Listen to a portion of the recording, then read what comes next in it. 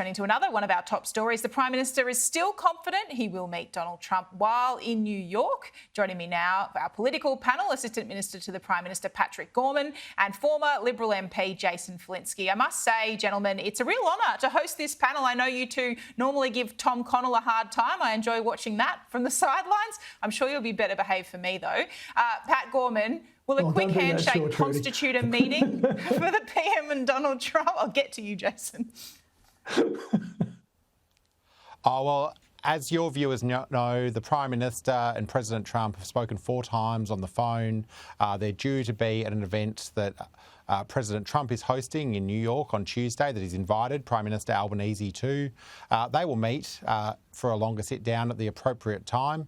But I think Australians know that when it comes to our engagement with the United States, obviously it's a deep, long-standing relationship that's gone across decades and decades, across many different political parties, prime ministers and presidents. We take it from strength to strength. We're doing that in terms of the AUKUS partnership.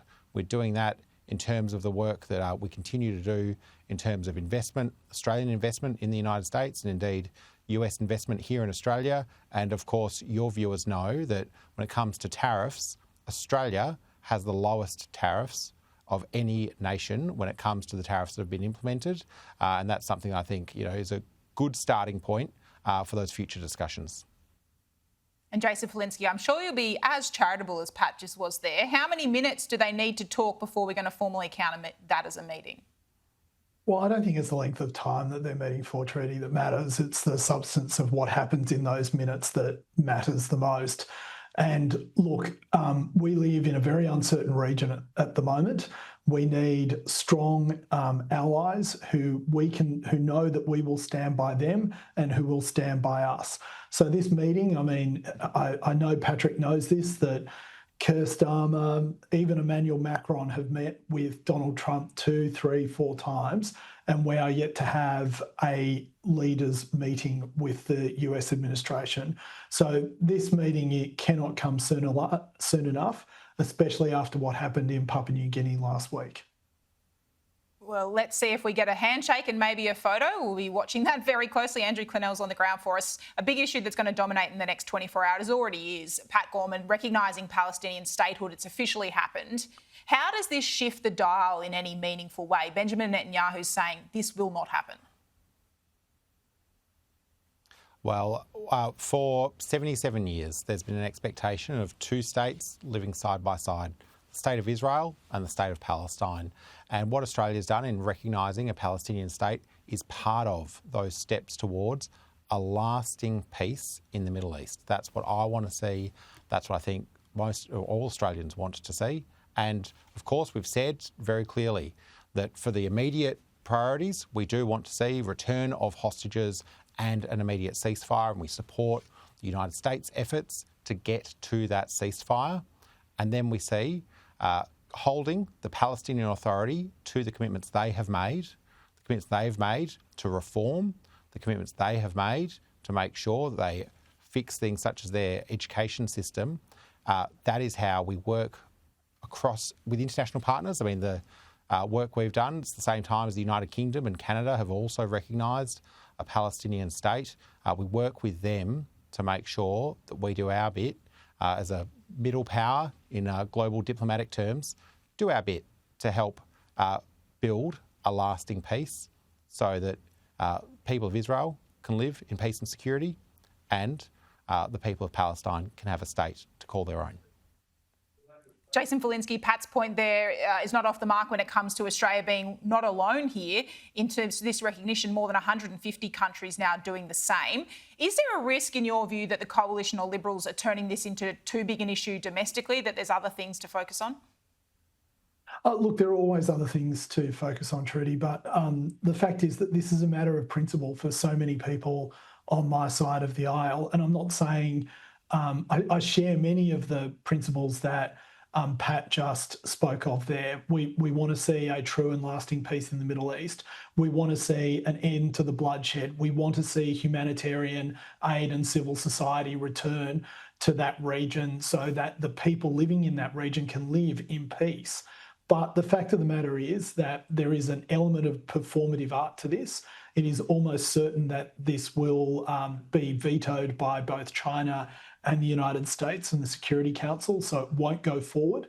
Secondly, it is very dangerous. I mean, there is a large amount of probability that this will now weaken moderates in the Palestinian Authority and in the Palestinian territories. It will be seen as a reward for actions that actually did a lot of harm and have started a war, and that will send the wrong message to the wrong people about the wrong things. It would have been, in my view, and in the view of a lot of people on my side of the aisle, far more sensible not to follow the crowd, not be part of the mob, and rather to try and do the hard work of actually working with Palestinian moderates to bring about those things that I know Pat and I both agree on. Well, let's go to another area I can detect. You probably both will agree on this Optus scandal. Everyone's rightly been lashing the telco in the last 48 hours. But Pat, to you, how does the government ensure that these 000 outages don't happen in the first place? It's vital, essential service. Should it be left to these companies to, continually have these sort of outages, and they don't seem to report them to governments or police? Well, I don't think that it should take government having to tell a multi-billion-dollar company that when their services go down, essential services, that they should tell someone. I mean, 7-year-olds have the common sense to tell people when something's gone wrong. I don't know why a CEO would need such a big stick to make them do the right thing by their customers and by their nation when it comes to the Australian people who've been so badly let down. Now, of course, we'll have the investigation that's being led by ACMA to make sure we find out exactly the sad, full extent of the multiple failures from Optus. Unfortunately, as we're seeing from the CEO's press conferences every day, more and more failures and more points where they should have done the right thing and they chose not to.